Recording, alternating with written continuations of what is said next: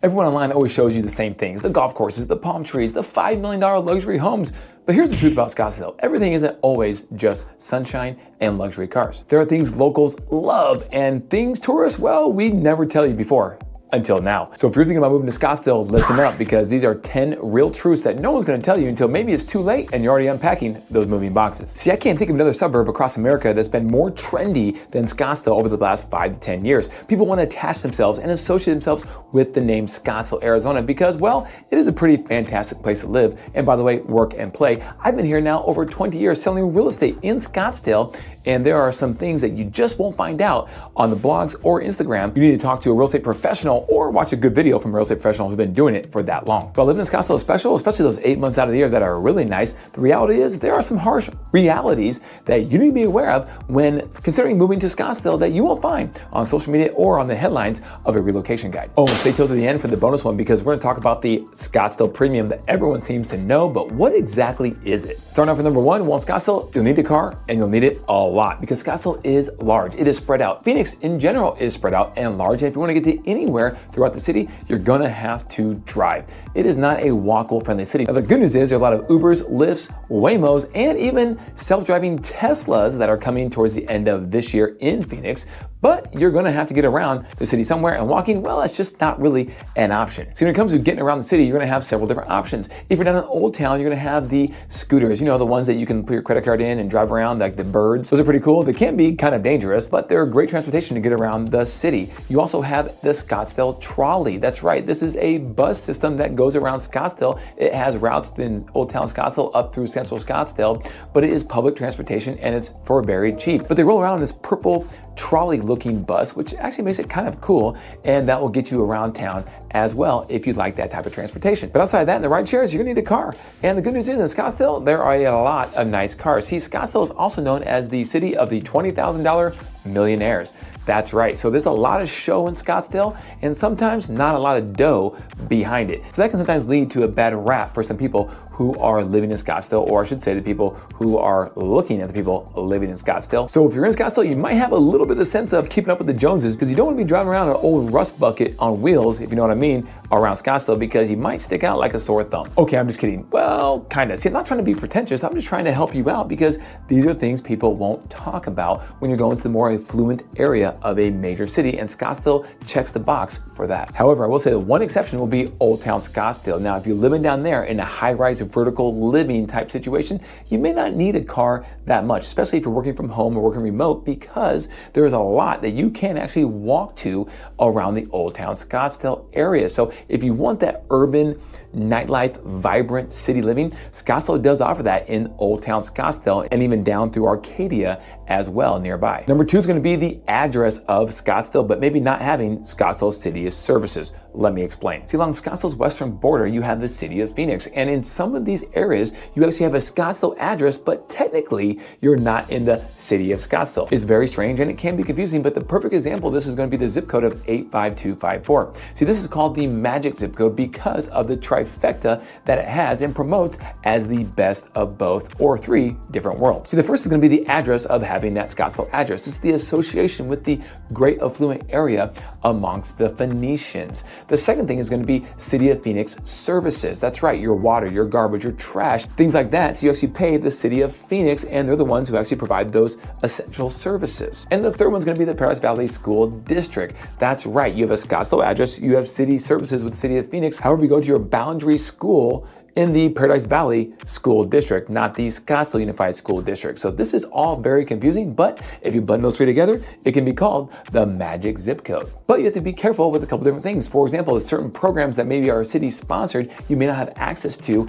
in the city of Scottsdale if you actually live in the city of Phoenix, even though you have a Scottsdale address. I know, very confusing, but these are things that you need to be able to talk with a real estate professional about to make sure these are fully explained before you dive right in and grab those keys to your new house. Speaking of a new house, if you have any questions about houses, condos, or anything real estate related, we would love to help you out. Give us a call, shoot us a text anytime, 480-660-5974. We would love to chat with you and spend as much time as necessary to make sure all your questions are answered. Oh, and please feel free to check out our over 450 5-star reviews by going to cnareviews.com at your leisure. Back to the video. Next up, let's talk about water. See, this is the elephant in the room because a lot of people who live out of state may have seen a headline from 2 years ago when they talked about a water issue and maybe houses possibly running out of water in the city of Scottsdale. This caused panic among some people. In fact, I had a client living in Minnesota who called me looking to buy a second home in Scottsdale, and she decided to change her mind because of a headline she read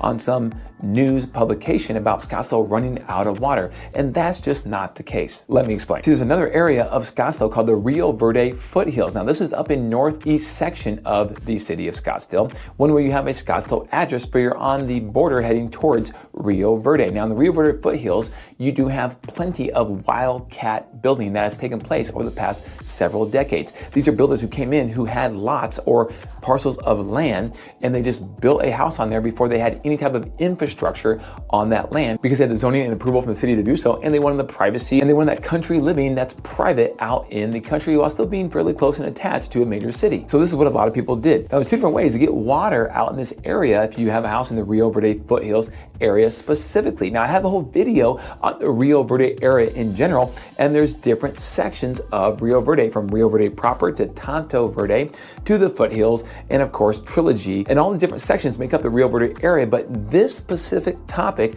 focused on one section and one section only, and this was the Rio Verde foothills. So your two options to get water would be to dig your own private well, or maybe a shared well with 4 different property owners amongst the well, or you could do hauled water.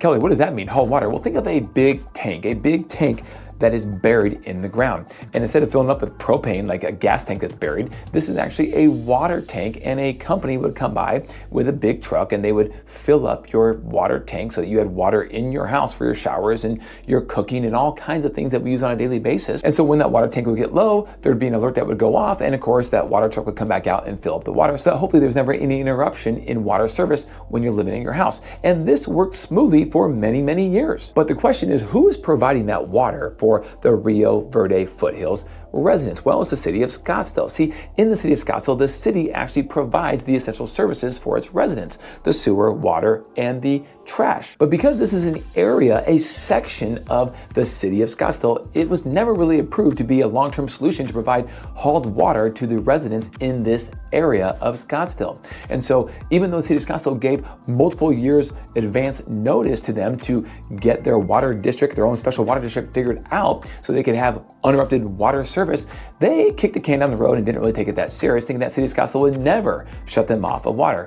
Well, until they did. And this caused a media firestorm, which unfortunately was completely overblown for 99% of all the people living in the Scottsdale and Phoenix area, for example. But for this one little part of town, it was truly a big deal. So then there were some measures they voted on, and there was a temporary solution, and then there finally is a permanent solution with a private water company called EPCOR that is now servicing all the water for this district. So a lot of this was blown out of proportion, unfortunately, and it did create a bad rap. So let's just set the record straight that even though you've heard some things about water issues maybe in Scottsdale, Scottsdale has a 100-year assured water supply with a 100-year certificate provided by the state to ensure a rolling 100 years of water will always be there for its residents and the use of the city of Scottsdale. Next, let's talk about school districts, because there is the Scottsdale Unified School District, which is one of the highest rated school districts in the entire state of Arizona. My kids currently are enrolled in the Scottsdale Unified School District, and we absolutely love it. Now, is it perfect? No, it is absolutely not,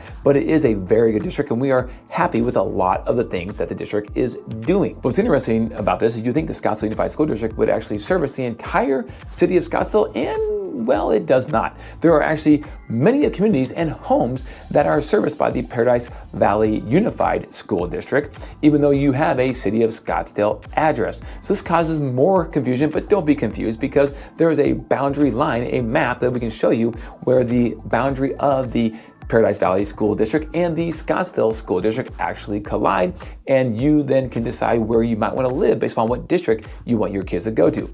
But the good news is we also have open enrollment. Now, I know it's not the case across the majority of cities across America, but in Phoenix, it is the case. So even though you live in one section of town and your boundary school is a certain school, you can choose to open enroll your child in a different school that is not your boundary school. And chances are you will get in. So that is a very good option that a lot of people take advantage of, and therefore they don't necessarily dictate the home they're going to purchase to be exactly where they want their kid to go to school because of the open enrollment options. And not to mention that the Paradise Valley Unified School District is actually a highly rated school district as well. And you can go to niche.com to find some ratings and other publications that have ratings on school districts for yourself. But the good news is Scottsdale has plenty of options when it comes to charter schools with the Great Hearts and the Montessori and the private schools as well, like Scottsdale Christian Academy, Notre Dame Preparatory School, and many other schools as well. Another issue about Scottsdale, sometimes you won't have the most deep-rooted communities. That's right, because Scottsdale has so many people that come from all over the country that want to be part of Scottsdale and live in Scottsdale. You have many communities throughout the entire city that, well, you have people there only half of the year living, maybe even less. So if you want a deep sense of community, there are several things you need to consider. What is the population that is made up of this community? Are they second homeowners? Are they snowbirds? Are they people that retired here? What is the age demographic of the majority of people living in these communities? Is it more family friendly? Is it a starter home community? These are things that you need to definitely find out before you actually buy a house. A real estate professional can guide you on this, but there's a lot of good information online as well. But nothing beats knocking on the door and talking to your neighbors and asking them directly. See, there are plenty of communities that have HOAs. In fact, the majority do have homeowners associations, but there are some actually that don't. And the ones that don't, because they don't have an HOA, the downside could be there's no organized activities for neighbors to meet each other. But the ones that do have HOAs, a lot of them will have social calendars and events that you can sync up with and meet your neighbor. So again, pros versus cons, whether or not you want to live in a community with an HOA or without one. The next thing you really need to do if you live in Scottsdale is you need to plan a vacation in the summer. See, a lot of people in Scottsdale, because more of them have the means to do so as well financially, they do plan a vacation in the summer, or sometimes 2 or even 3. And these vacations could be anywhere from northern Arizona up in Flagstaff, where it cools down 20, 30 degrees from where it is in the valley, to many other places across the country or even the world. But if you're gonna live in Scottsdale, I would highly recommend to have on your calendar to get out during the summer at some point to escape the heat, because that stretch from June through September, those 4 months, it's not terribly pleasant. And you're talking about temperatures that will be in the triple digits at least every single day, with some of those days definitely being over 110 degrees. And because a lot of the school districts actually start school around the first week or second week of August, a lot of those vacations are going to be in June and July, which are 2 hot months, so it's a good time to get out. If we're lucky, the beginning part of June will be a little cooler, but again, you want to plan on possibly escaping for just a little bit of time to escape the heat. Speaking of outdoor activities, Scottsdale has a ton of them, and nothing more are they known for than golf. See, Scottsdale is the golf mecca of possibly the world, and it is gorgeous. Some of the best courses you're ever gonna play are located right in Scottsdale, Arizona. But there is one downside to that. Green fees are expensive. Now, the best thing to do is play in the off season when it's really hot outside. Even though it's gonna be hot, just get your sunscreen, your water, and your shade and go out there and get it done, because you're playing these courses that are $400, $500, $600 in the high season, and you can play these for $50, $60 in the summertime. But if you want to continue to play those courses in the high season, in the peak season, I think it's a phenomenal idea, and you should, but be prepared to open your wallet, because see, the people coming down to Scottsdale to visit that time of year that are golf enthusiasts, they don't care about the green fee necessarily, because they're here on vacation, and when you're on vacation, you have it budgeted and you have in your mind that I'm only here for a couple days, so I don't care what it costs, I'm gonna play this course. And because of that, it causes green fees to skyrocket during the peak seasons, and if you're a big golfer, this can create a problem. Now, there are some workarounds around this situation. For example, you can buy a Troon card or a golf discount card at some of these other courses that are not managed by Troon. This allows you to play multiple different courses at a pretty severe discount once you pay the one-time fee for the card that's good for the entire year. So this is an option you can do, and there's other little tips and tricks that you can get around maybe having the green fees come down to a more reasonable number so you can play and enjoy the game of golf that you love. Oh, and did I mention traffic? Yep, that's the next thing on the docket. See, traffic does flow pretty well overall in Scottsdale. Now, we have the Loop 101 that actually goes north and south right through our beautiful city. And it does flow pretty well. In fact, they're just getting done here soon with a lane expansion. It's been a 2-year construction project that has expanded the 101, so now traffic can hopefully flow even more so. There's no doubt that when the weather cools off and the snowbirds come back to Scottsdale, you do see an uptick of traffic. You do see an uptick of dinner reservations at the restaurants on the weekend nights especially. So these are things to be aware of for the seasonal fluctuations of living in Scottsdale. It's part of living in a resort style city that everyone wants a piece of. Now going east to west, we don't have any interstates, but we do have Shea Boulevard, which is kind of the main thoroughfare going east to west out to Fountain Hills and East Scottsdale, all the way cutting through the heart of Scottsdale over into Phoenix. So overall, you can get around Scottsdale pretty well. The one frustrating thing I will say is if you're in East Scottsdale and you want to go down to the East Valley, like say East Mesa or in Gilbert, you do have to either cut through the Native American reservation, and that takes you around to the east, or you have to go down to the 101 all the way down the East Valley and then cut over heading east. So either way, it's going to take you a little bit of time because there's no road cutting right through from Scottsdale right down into the East Valley as the crow flies. So that is the one downside of that. If you are traveling maybe on a daily basis because you work down in Gilbert or Chandler or Mesa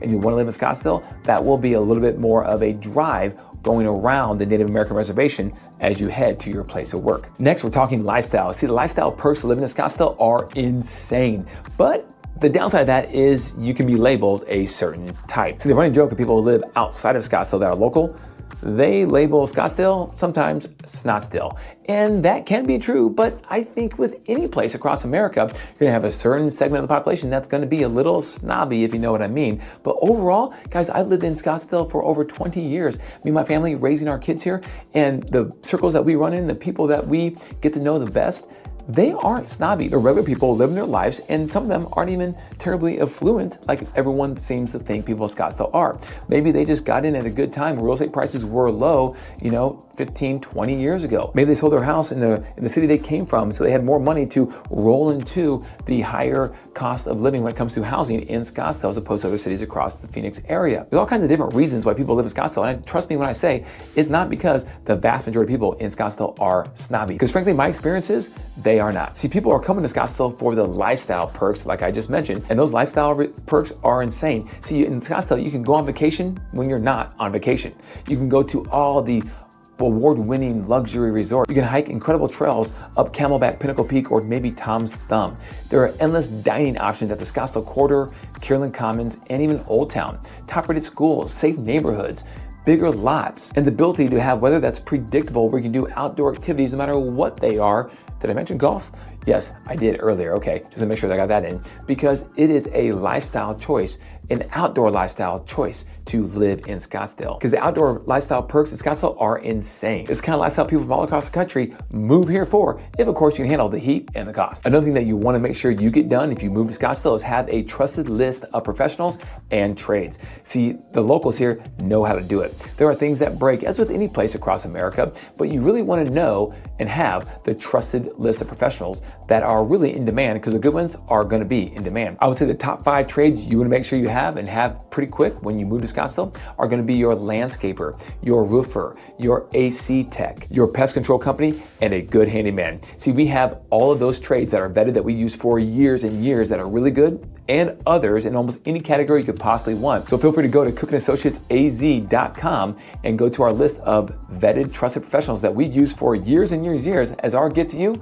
Feel free to use them whenever you would like. Whew, that is a lot of harsh realities that hopefully keep you fully informed on what Scottsdale is truly all about. See, it's not all sunshine and rainbows all the time. A lot of things are not the best, and there are things that you need to be aware of when you're moving there, because not every city is going to be perfect. But wait, I told you I had that bonus.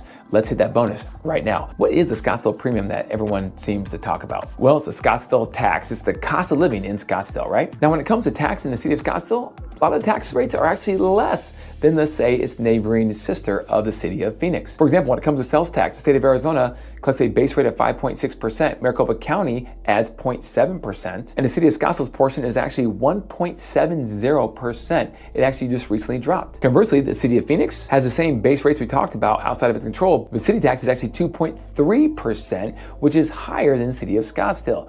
So from a tax point, when it comes to sales tax at least, city of Scottsdale is winning. But When people call the Scottsdale tax or Scottsdale Premium high, they're not talking about necessarily tax rates. They're talking about the cost of living tax, and that is paying more for housing. But there's one more thing I want to add to that in just a second. See, the median home price in the city of Phoenix, Maricopa County overall is currently about $445,000, whereas the median home price in Scottsdale is $885,000, almost double what it is for the entire Maricopa County area.